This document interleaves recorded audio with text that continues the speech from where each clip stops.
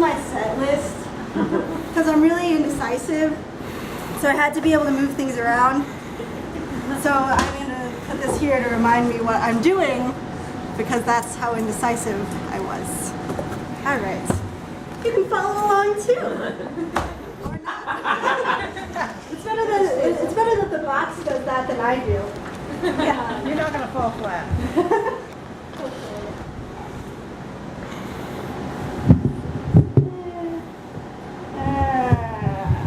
I hate microphones also. Let's see. It's autumn, guys. This one's called The Eventual Fall. Every autumn, the trees catch on fire and the rain puts them out until they become sludgy ashes on lost concretes. I've never wanted fire so badly as on these days when we watch the moon rise desperately as wanting children, hoping when it falls it will be followed by a striking match. Thanks. It seemed like a very appropriate day to start with that one. Thank you for having me again. Thank you for getting on the mic, everyone who has so far. I'm really excited. It's nice to be able to share things out of this, too, to have a space where I can do that. And so that's why I did that, to take advantage of it. But now I'm going to do some things that are a little more energetic. This one McKenna requested. So I am from Colorado originally, but I live here now. So don't take it too personally. This is called Elbows. I have trouble trusting anyone who hasn't lived in the middle of this country.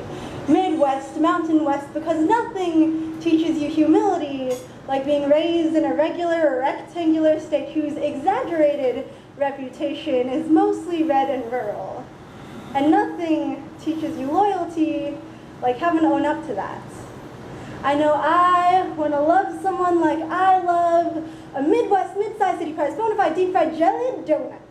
The surprise at the center of a Sunday morning ritual, the sweetness, the companionship after we've all endured worship, because I have done too much of that cement I've made like gods, and this treat is just as sure to do a number on my hearts.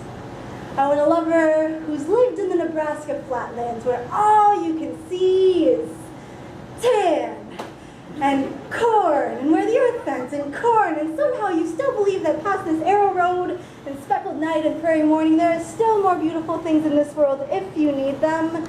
Past the corn, or a lover who can commit to something deep, like deep dish, or like the depths of so many lakes, who knows if you seek a pleasant peninsula, look about you. We need not always stray so far to want to be where we are. I want a lover who can put up with Iowa weather, or Missouri weather, or anything about the Dakotas.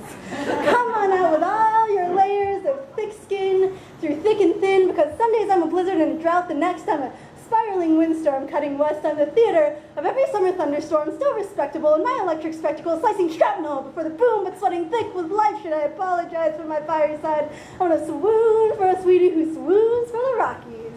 Because who knows how to treat a queen like someone who wakes up next to Purple Mountain's majesty every morning, who can let things slide like the Continental Divide and breathes coolly, even in the thin air. Oh, there is gold between these peaks, secret heartbeats in the middles of mountains and prairies, and this land's extremities can only reach for what the heart and belly know best. I have trouble trusting anyone who hasn't lived in the core of this country, always sitting at the borders, edge of tides, because coastlines are ghost lines floating and going, and I want to fall for someone who's sit where the dust is settled. I exist in middles, maybe because I'm metal. I live where my joints live, my hips, wrists, and ankles. You want to ace a high five, they say the trick is to stare at the other person's elbow. Will intersect if I can see you where you bend. Because I can't trust living only on the edge, shallow sides. I want to see what's inside you. I want to see what's at the center of you. I want to see your noontime, high sunshine, something secret, underrated you. So let me call you Magic Cookie Bar. Stay close to me, but keep those coasts far. Because there's a glimmer in the plains, and a life in the grains, and the edges only seek for what the hearts and belly know best.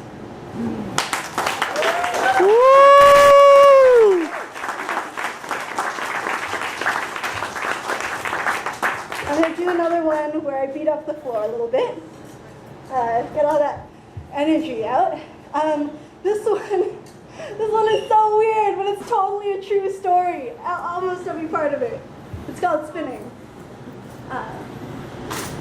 So this one time, I'm walking down Pike Street in Capitol Hill, Seattle, past the smell of hops at the Elysian Brewery, past the smell of waffle cones at Bluebird Ice Cream, and just as I'm about to pass Cafe Vita, bam! I get hit in the face. Not by the smell of coffee roasting, but like, literally. This old man walking in front of me stops, curtsies a little bit, and begins to ballet twirl, clockwise. Now for about 110 degrees or so, he introduces the back of his right hand to my lower lip. In the situation, I am awkward, as are the woman, latte, and pug who've just witnessed this, and as he begins to profusely and boyishly apologize with his weapons at his own mouth, I continue marching on at a machine-like pace and say something sort of impotent and pathetic like, "It's okay. It's just that, like, people walk here." But what I should have said was thanks. Because all things considered, there are worse ways to get a fat lip, and when it comes down to it, I think more people should be stopping and spinning. I spend most of my life thinking I'm spinning.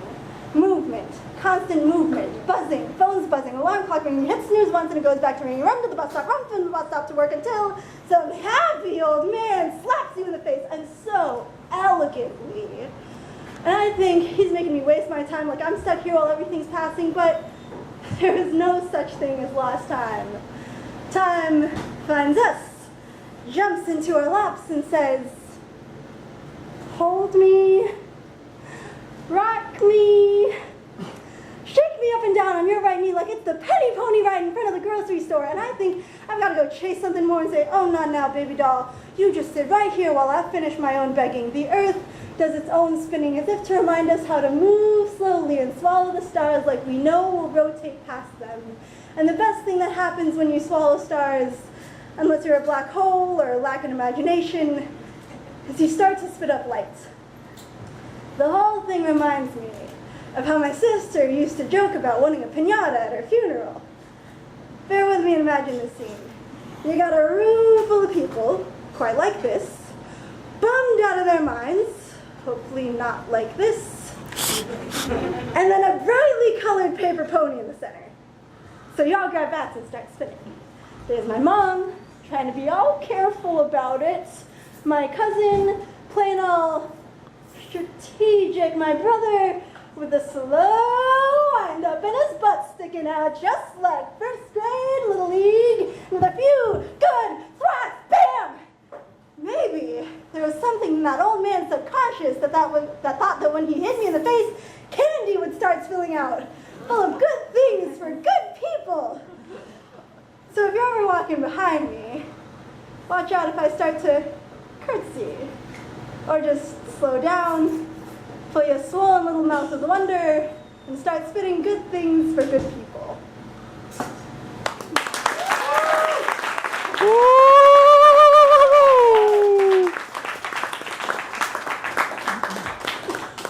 Cheers back.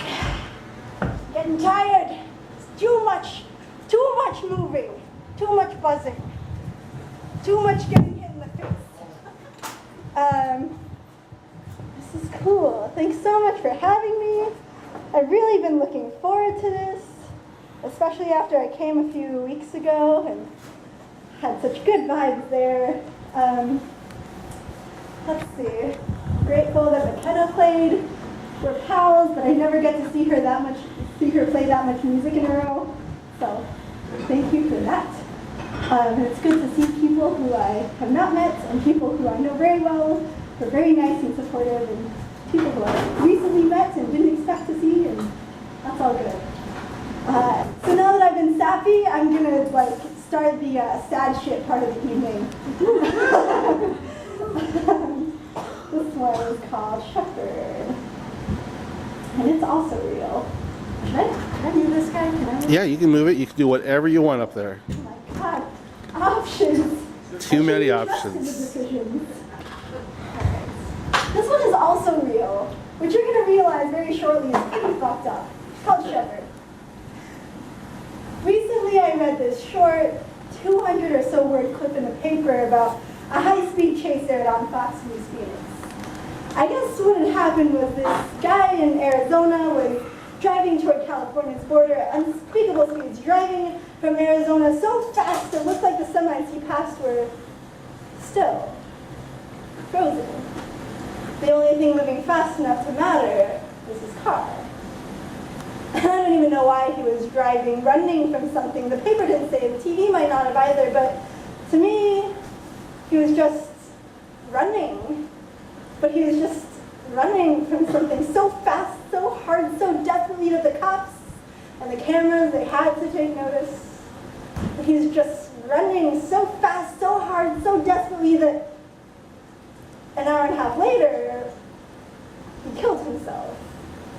But he didn't even lose control and drive into something. No, total control. He stopped the car and he shot himself in the head. And it went on the air. The commentator apologized. That didn't belong on TV, he said. But what was strangest maybe to me was that, according to this article, this commentator is the go-to guy for car chases. Shepard Smith is a play-by-play car chase commentator, like Escape is a multi-million-dollar sport, or The Day's Low of 45. Shepard Smith is the one they want to tell the story when someone is running. Because there are enough people running, and enough things to run from, and enough people watching who will watch someone run that a man can make a career off of this and say things like, we really messed up, and we're all very sorry. Even the live capture has a 10-second delay so that nothing too gruesome actually makes it to the air. But it's a glitch. The delay failed. I don't think it was a glitch. I don't think it was an accident. This guy, this renowned car chase commentator guy, was seen on screen saying, get off, get off, get off, get off. It's like he knew what was coming, but they didn't get off. They kept going. They kept showing it. The driver didn't keep going. He stopped the car. He stopped himself, and I imagine the producers just still frozen there. The commentator's face just still frozen there. Frozen. The only thing moving fast enough to matter was this bullet. Woo.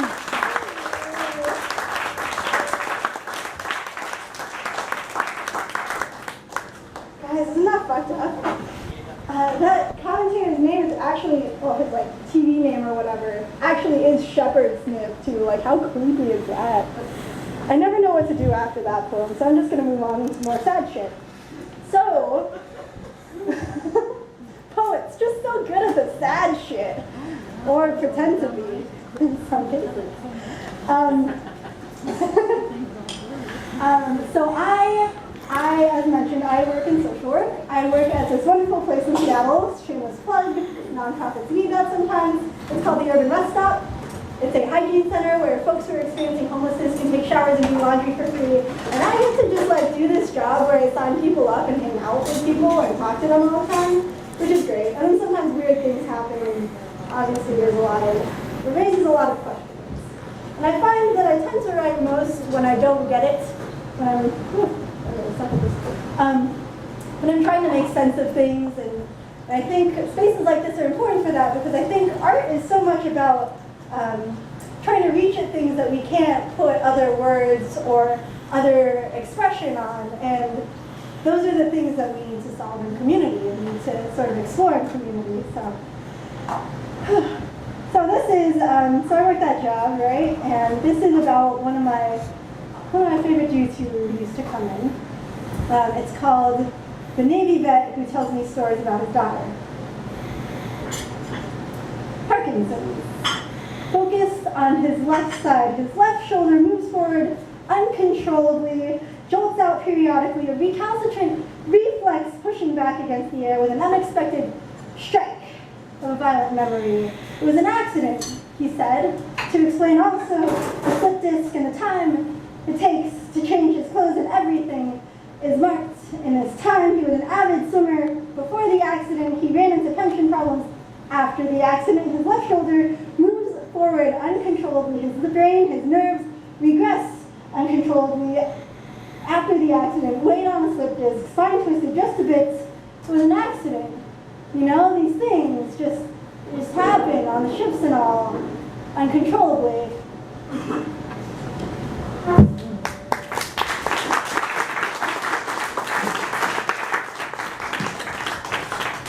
So I remember noticing last time I was here that Cafe Zippy's has excellent living room vibes. This is my favorite kind of vibes, living roomy. And I especially feel that now, like sitting up here, somebody's cup of tea is still there, there's a charming corner table, I've got my legs crossed on a chair. This is great. Thanks for coming to this living room I borrowed. This one is also about someone from my work. It's called, we'll call it haircuts or something. I thought they were relatively new, so thanks for letting me share things that are relatively new. On his days off, my coworker gives haircuts to the homeless guys who come into our work. These are my days on, so I get to watch him turn hardened grown men into boys wearing capes.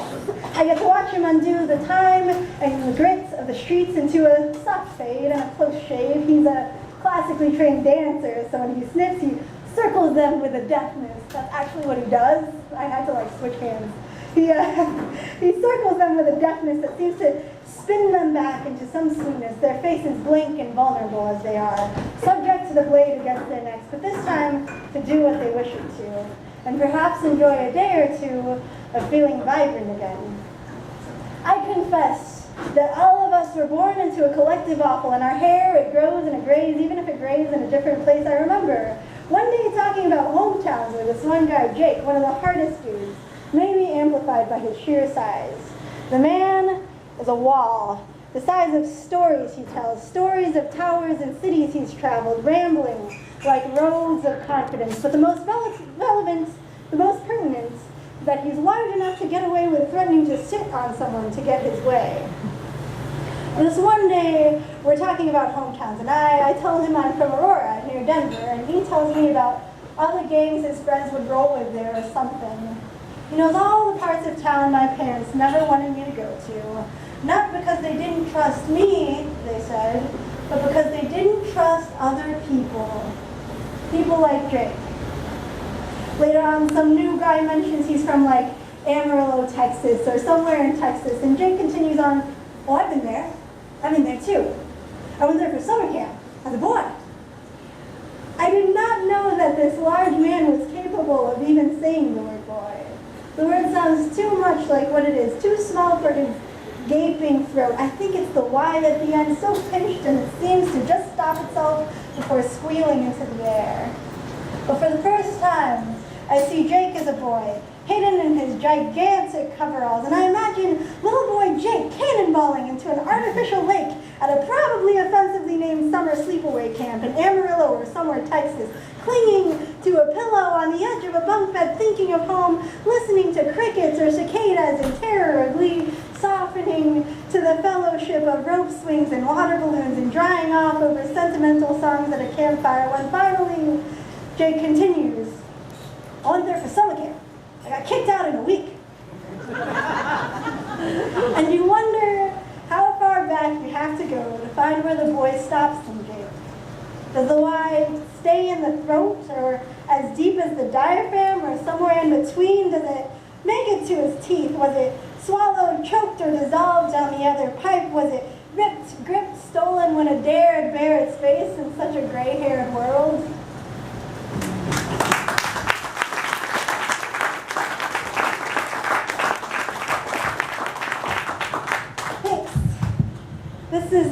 This is how we move on to the part of the evening where old lady Mary Pauline has to get up again, stretch her joints and things.